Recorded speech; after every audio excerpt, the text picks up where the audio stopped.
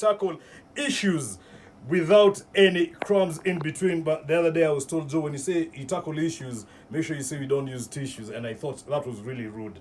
But what we're about to do right now is about to be crazy because we have in studio Sasha Mutai. Now, if you're a rugby fan, if you're a rugby player, if you played rugby, if anything occurred to you whereby you were tackled or touched during rugby, that you know Sasha Mutai. But now, more importantly, he is the executive member of the National Olympics Committee of Kenya. Sasha, karibu. Asante sana. How are you? Very good. Uko salama? Kabisa, kabisa. We are privileged and honored to have you in studio. Now, a lot has been happening in Kenya lately, all right? And things have not been in the right direction in terms of sports, funding, and everything else in between.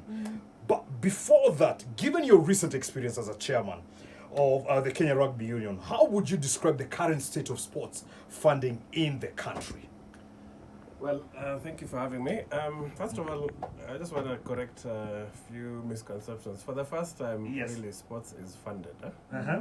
I've been in rugby as a director from Yes. 2006 to 2010. Then I came in as vice chairman 2012 to 2014 and was elected chairman 2023. So there's a big difference between now when I came in, what government is putting into sport, and previous times I was there. It's not the best, but you know what we always want. There's never enough money. Right. You know, resources are never enough. You'll always want more and need more.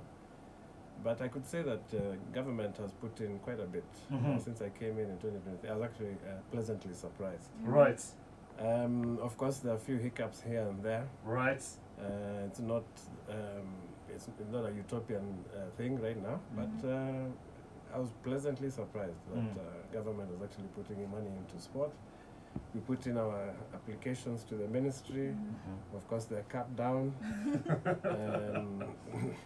It's called rationalization. That's the word they use. And of course, because they are competing sports. Right. The government has limited money to put into sports.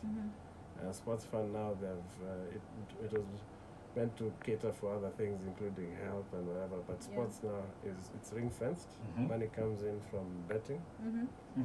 Monthly, it's put in there. It's ring fenced for sports. Of course, now you can see the infrastructure projects that are there: Kasarani upgrade and Nyayo and the new stadium, which hasn't happened for a while since we're in primary school. Africa Games. You know, so. At least something is happening. We'd like a lot more to happen. If you look at the performance of Kenya in sports and what we have here, you'd say we are punching above our weight. Right. Like even for rugby, we don't have our own grounds. The home of rugby, RFUA, KRU does not have that lease. Yes. What? So we're basically like squatters there. Kenya Rugby, the sevens team would train ideally even at RFUA. Right. But if there's a primary school that has paid the maintenance there, Yes. they will take precedence over the Kenya team. So we even had deals where the Kenya Sevens team would have to train in Hillcrest School and elsewhere. Yes. Because they would now do a deal with them and have the team train there, but that's not traveling and all that. So it's not ideal. And now talk about other sports as well. Athletics as well. If all the Taton tracks are all closed, where do you train for a world record? So it's not ideal, but things are happening. But things are happening.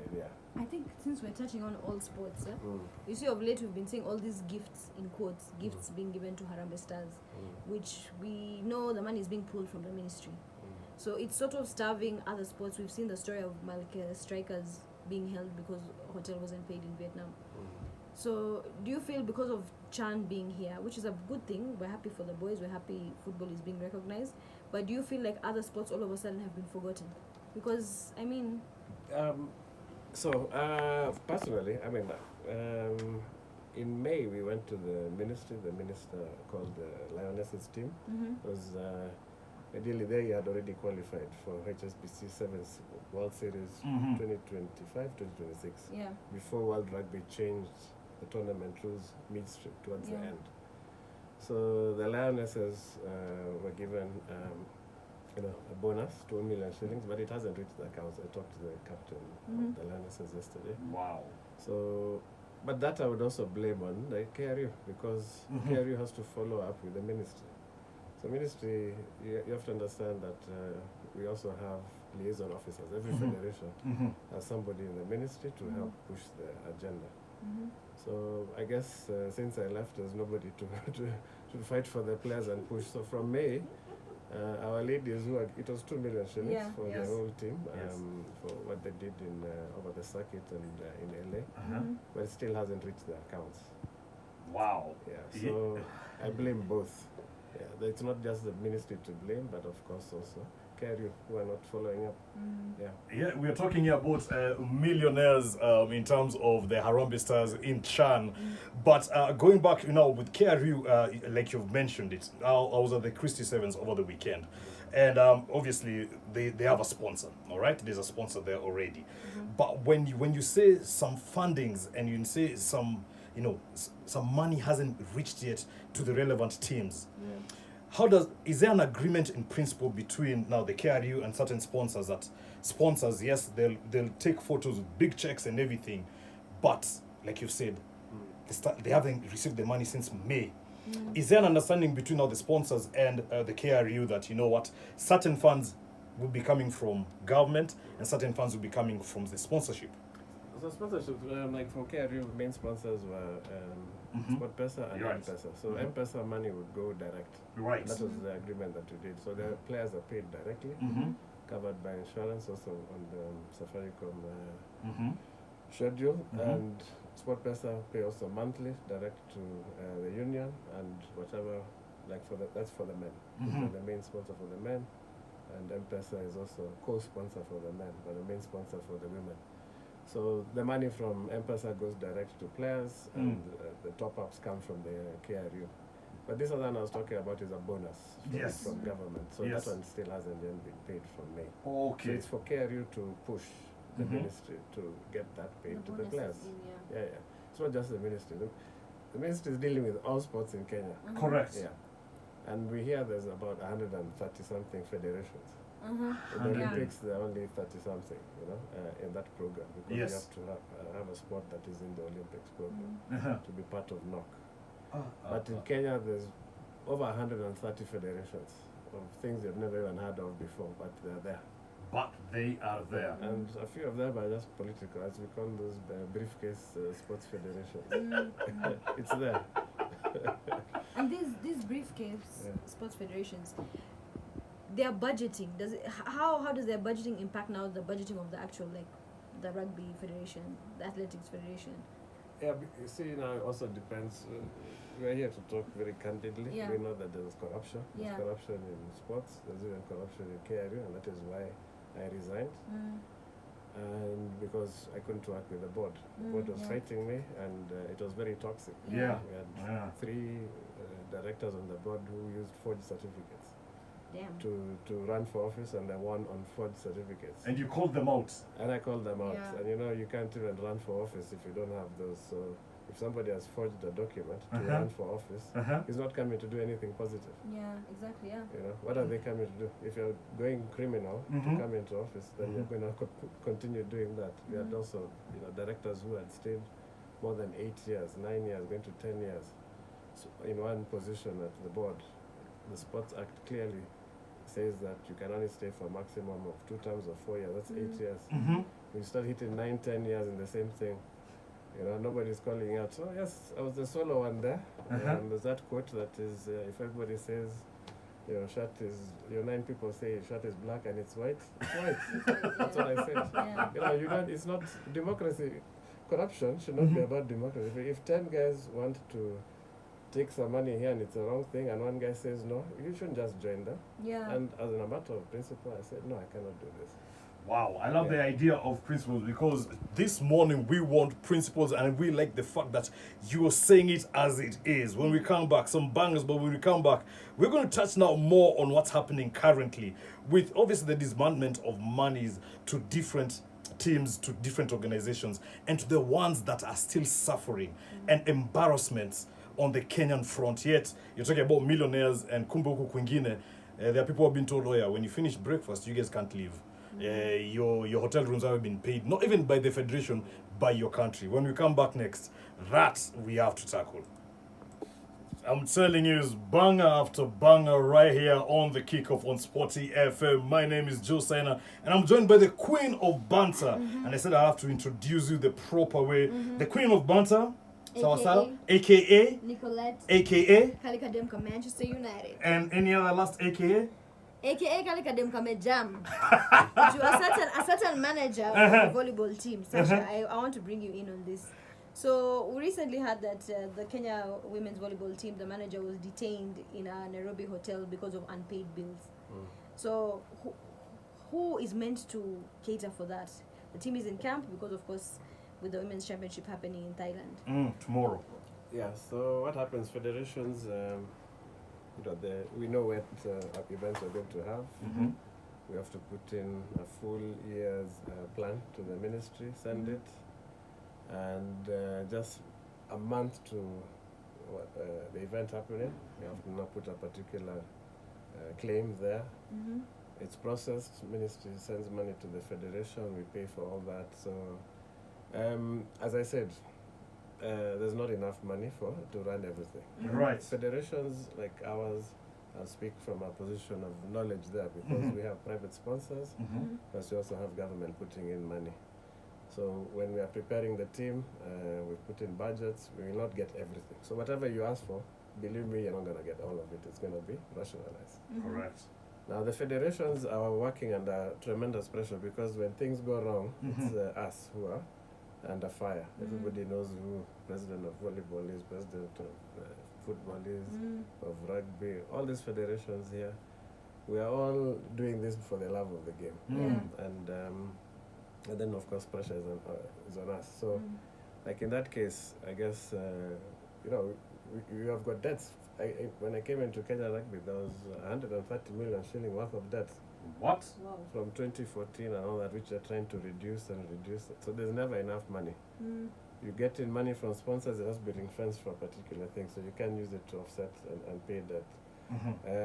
Kenya Rugby, again, we don't have land. You may come to RFUA, you think it's KRU. You've got 10 acres there, you wonder why, and we were just talking about this earlier. Correct. You were there over the weekend. Why does it still look the way it looked like 30 years ago? Yeah.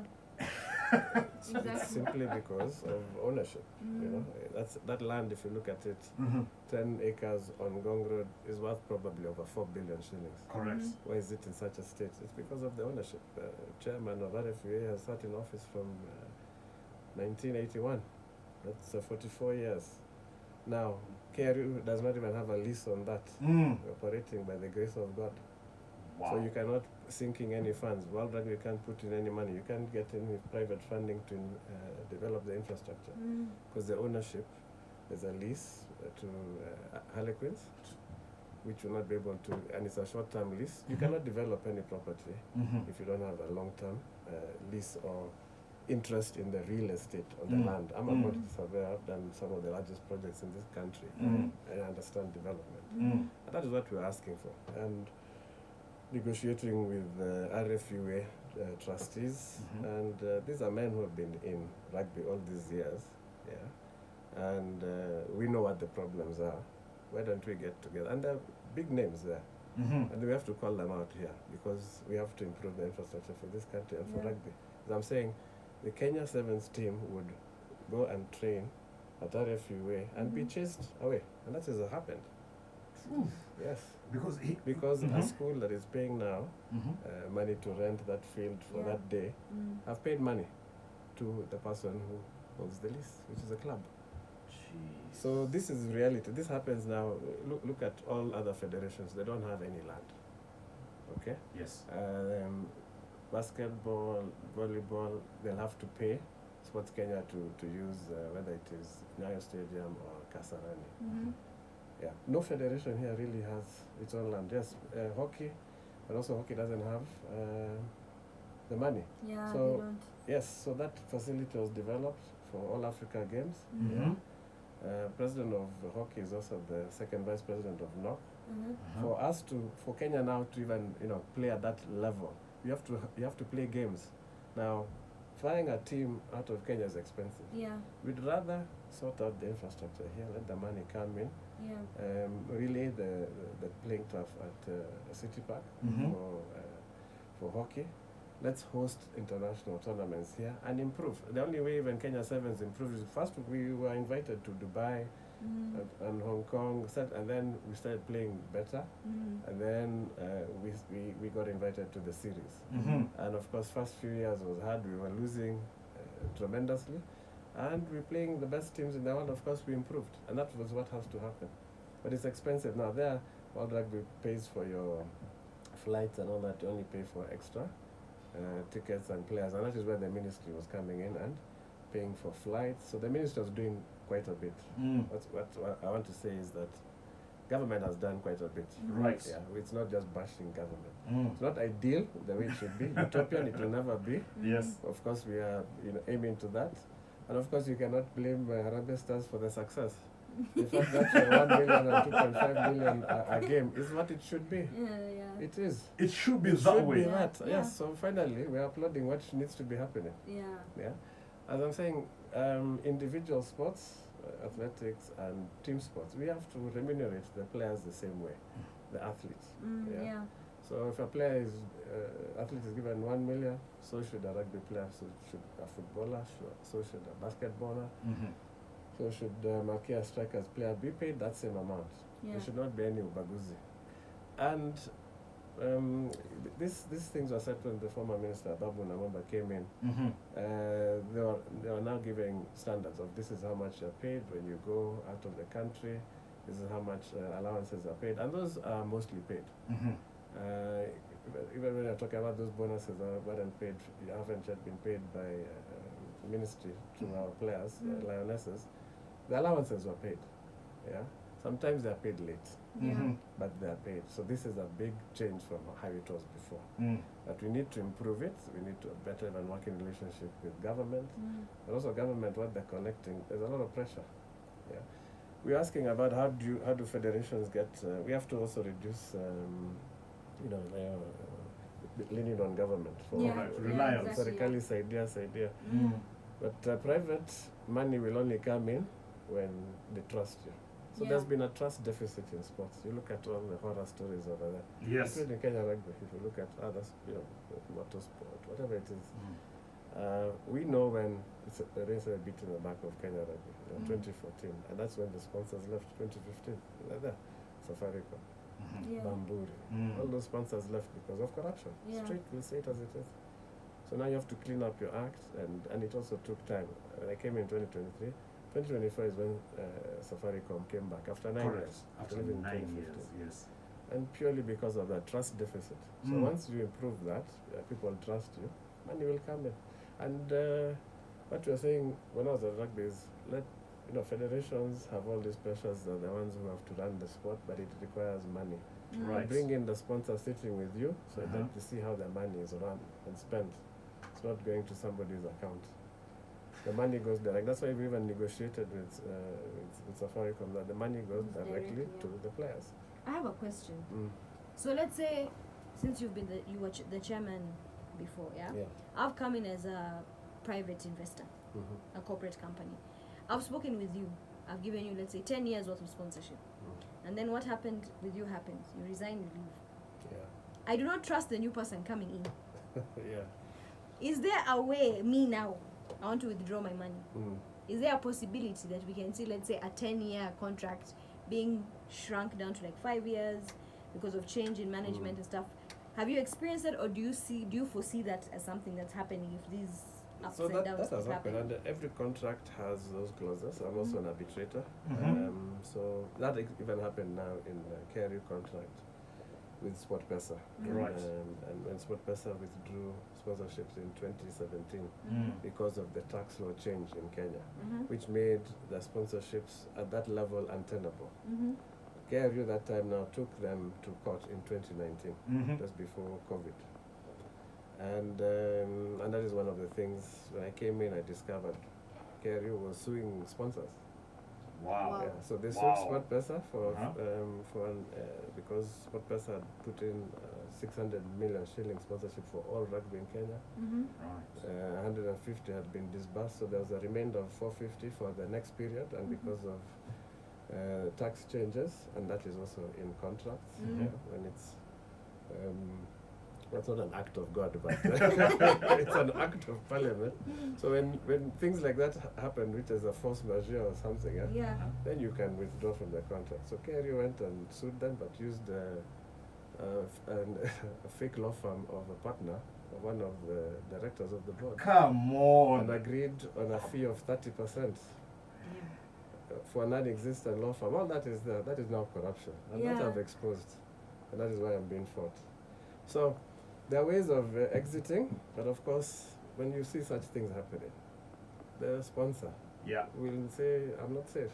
Yeah, exactly. So they can always exit. Yeah. In a contractual manner. There's notices given and all that. There's a way of every contract you can exit a contract, both parties, depending how it's, of course. If you have a badly worded contract, then you're bound. Yeah, but you see now, the contracts come from the guys giving you the money. Yes. So they have to have that exit clause, as long as done contractually. That has happened. So I think the best way of doing it is that sponsorships for now. Yeah. All federations need money. We need the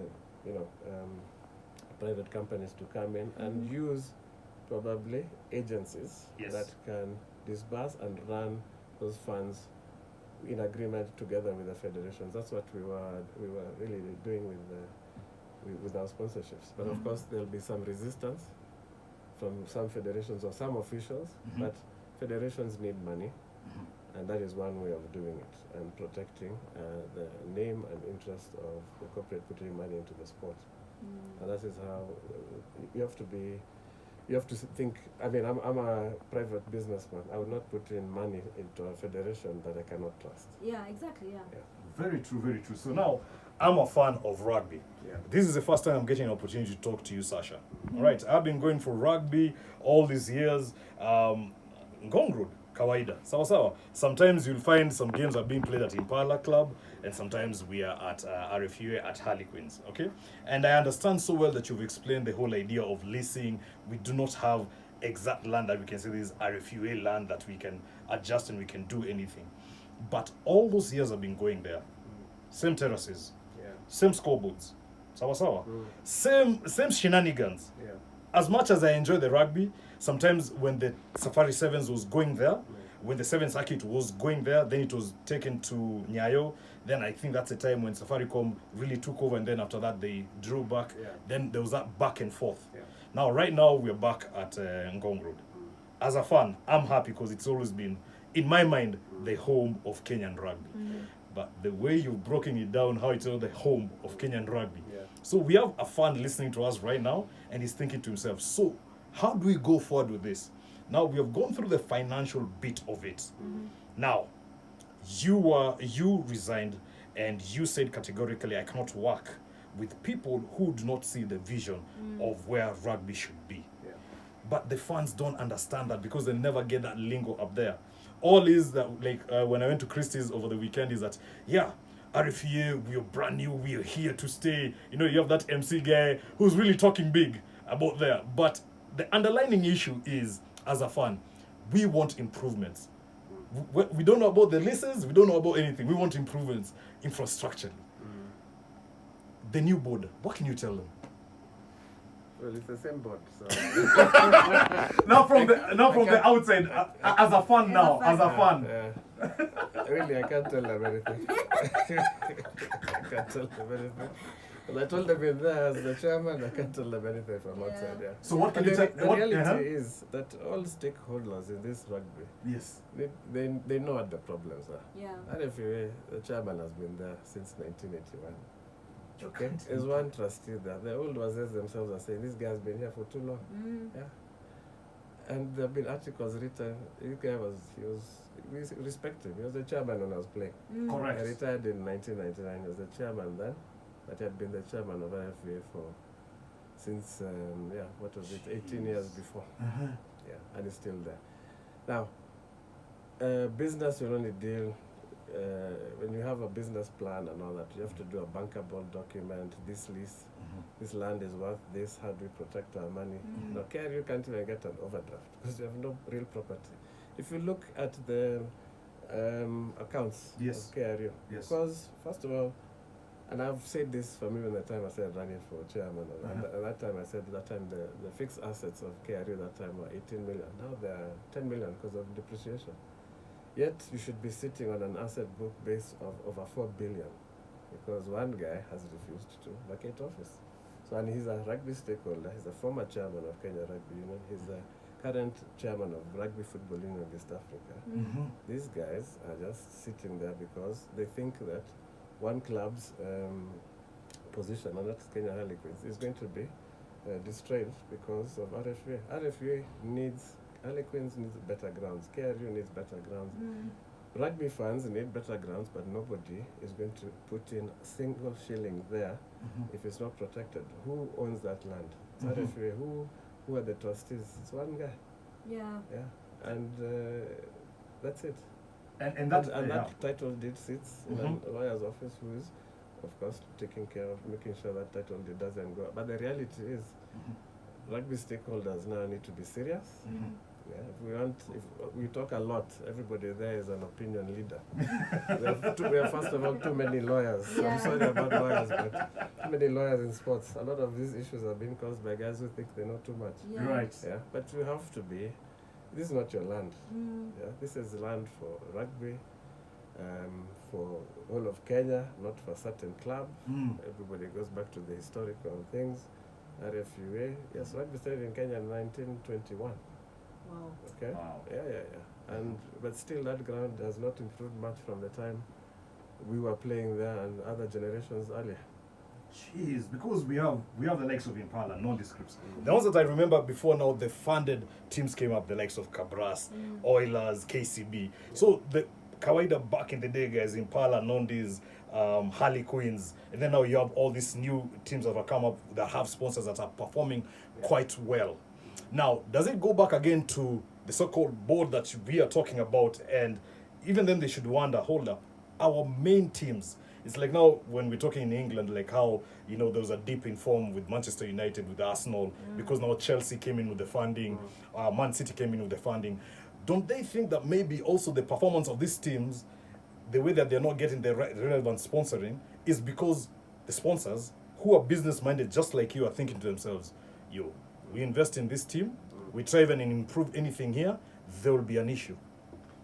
That's exactly what's happened. We're not talking hypothetical things, of course. First of all, the community clubs that we say community clubs, nobody has land. The Mwambas, Nondis have now long-term lease at the Jockey Club there. Yes. Yeah, so they've done really well. But of course, you remember also Nondis were at Parklands, and they went to St. Mary's School, and they went to the showground, and now they have this lease here, and now that's a long-term lease. They can improve. They have a clubhouse. That is what should be happening, and we're talking about also rugby at the counties. Yeah. Right. You know? Grassroots Yes, rugby. that's, we need to enter leases. Our clubs in all the other counties should enter a lease with the counties, Yeah, with the and counties. get private money to develop those Right. and have them protected. There are ways of doing it, and of course also our Finance Act, and we have tax deductible provisions there for sponsors who put money into sports. And we have to do the paperwork with the ministry and with KRA. And if you put money into sports, of course every business would want to pay less tax, but of course have a billboard of a sports union, a federation, or a team. And of course you're improving people's lives. You have young people there who can come and work for you. So everybody who's playing sports now has a degree. Yeah. If you look at rugby, they're all well educated, doctors, engineers, all of them, so they can work in companies. Like Cabras has done very well because the players there work at the sugar factory. Yeah. KCB, the players work at KCB, Yeah. a lot of them. Yeah. Yes. Yeah. Yeah. And what used to happen in Kenya was, if like Harlequins and those old clubs, Nondis. the big boys in the clubs would also hire the players. So it's and it was like that before also for when in the 80s. In the So we had 80s, a good structure. When you talk about Kekoso games and all Yes, that, yes. KPA, Uh-huh. you know, we'd have Kenya Post and Telecommunications, Modcom. All these were, you know, they were parastatals Correct. that employed a lot of people who played for Harambee Stars working for Posta. Mhm. So we need to go back to that and have the incentives. The tax incentive is there. Of course now we have young people who are unemployed, but they all have degrees, Yeah. and get the sportsmen because they're going to work for you longer because they're healthy. Yeah. What's Right. happening now is that there's sports scholarships in schools. Yeah, so that's that true, has yeah. improved. Mhm, That's why rugby now is in Western Kenya. True. Schools take it very seriously. True. Up to the point of having it now illegal, which is what we don't want. There's Yeah. a lot of age cheating Yeah, Mhm. yeah. in Kenya, in Yeah. every sport. It's a problem for all federations. But that seriousness that schools are taking in Western Kenya is different from now Nairobi. That's why, Yeah. you know, we don't have scholarships there. They're taking sports seriously. And we have now players from there even going to the UK on scholarships. In Correct. school. Yeah. Yes. The others now going to university. And the good thing is now, like our Lionesses player and captain, Grace Odhiambo, Yes. she's also now been elected to NOC as a female athlete representative. Oh, that's Mhm. And she just went to France. She was called by Very good. Racing 92, professional club, one of the best in the world, to go for a tryout there for 3 months for a full professional contract. So rugby can change people's lives, Yes, sports yeah. can change people's lives. She was playing in Japan before. So there are those stories that we need to know that we are Kenyans who are also professionals out there playing Yeah. rugby. Mhm. We need a lot more of them out there, and that's how our sports will improve. And improving the facilities here. So speaking on behalf of National Ranjek, the president of hockey, Mhm. let us fix City Park. Now that is for government to do, so Mhm. that now we can host international tournaments here, Mhm. so that we can play those better ranked teams and Right. improve ourselves. Right. Yeah. Everybody wants to come to Kenya. We have everything. Yeah, it's true. Look at this CHAN that's happening now. Yeah. Mhm. Footballers are very happy. Kenya is like, they say Nairobi is like London. Yeah. Yeah. Literally. All yeah. Africans want to come Yeah. here. So let's bring them here and let's improve our sports by playing more Mm. and better ranked teams. Right. My last question before Queen Nikki has a question. And this is a challenge we're going to throw to the board at RFU. I'm a rugby fan. Do you believe if they get, I will use the word S, but I'll have a problem. If they get their act together, we can galvanize the resources we have, get a ground that is officially for RFUA, for rugby in Kenya, so that there's no leasing issues, there's nothing whatsoever. Get proper, from grassroots rugby. Because I'm from Narok, and I know in Narok it is an issue because whenever they have games against, for example, a team from Kericho, Eldoret, and all sorts of things, they have to go to the county government, as you've said, and then again they have to be told, hey, chief, you have to chomoa something so that you guys can play. So if they can get their act together from grassroots rugby to top elite rugby where we are, and facilities right, if they want to, can they get their act right? Absolutely, everything is possible. And yeah, so for the land, it's very clear what needs to happen. We also were gifted 50 acres by government at Kasarani, KRU. What we've been pushing government is for, again, the lease, because you cannot, there's private money ready to come in and develop. Right. As long as you have title to the land. Yeah. Yeah. And that nothing will happen if you don't have that. Good thing is with schools, schools have the land. If you look at schools like Lenana, which has 6 rugby pitches at the minimum. Yeah. There are boarding facilities. What we're looking at, and we've had even the Kenya under 20 Chipu stay there in a camp. Yes. So you can have, what our plan was to have high performance centers for rugby at the rugby schools around the country. Yeah, and now improve the facilities there because the land is there. Improve the pitch, improve the boarding facilities because the rooms are there and all that. You don't have to do serious infrastructure improvements. Right. Yeah, or buying of the land and all that. You don't need that. All else you have to have is agreements. And now sink in some money there and you'll get the returns. So we have to use the schools. The schools have land.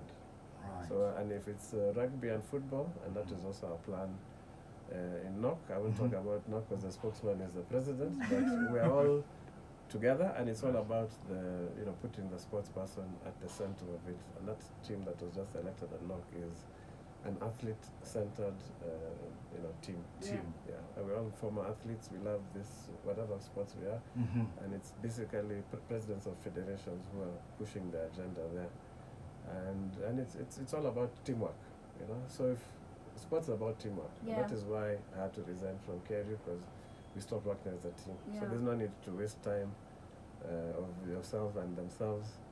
If it's not working as a team, you go. I think for me, my question would be, we've spoken a lot about corruption, and there's something you mentioned about how when Safaricom sponsors, the best way to do it is they were sending the money directly to the athletes. I think I would ask, what other ways can we make money sent by corporates more transparent so that you have more corporates investing in the sport? The corporates need to, you see, we are now moving to this place of professional sports and all that. And yes, we cannot also use just the excuse of corruption. There are ways of dealing with it.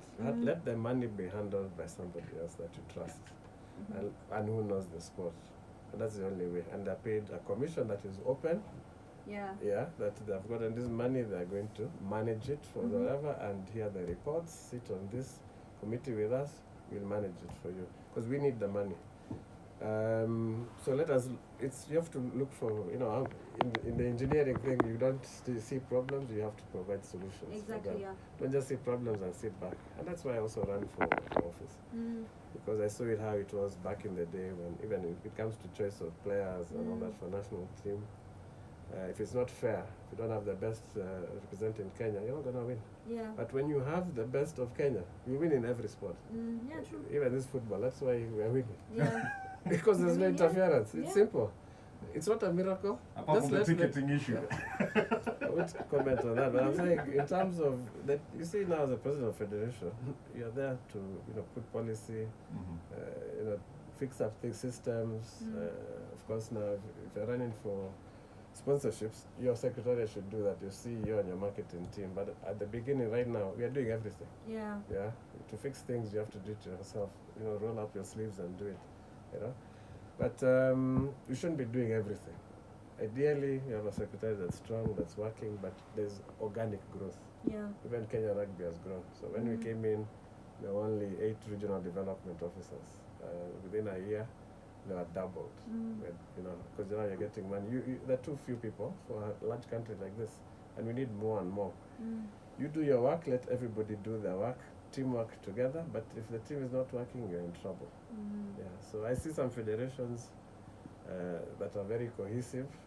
Unfortunately, during these NOC elections, there was something had been done to split secretary generals and federation presidents against each other. This I'll just talk about the politics, which was very toxic. And sports is all federations should be together, right, and running for the best of this country. Because when you're watching there and you're seeing the red shirt of Kenya and the flag, whatever sport it is, we are behind it, and it's what galvanizes us together.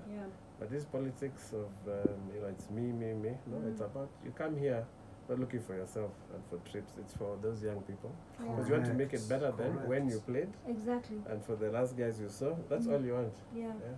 That's brilliant. That is utterly brilliant. Sasha Mutai, thank you so much.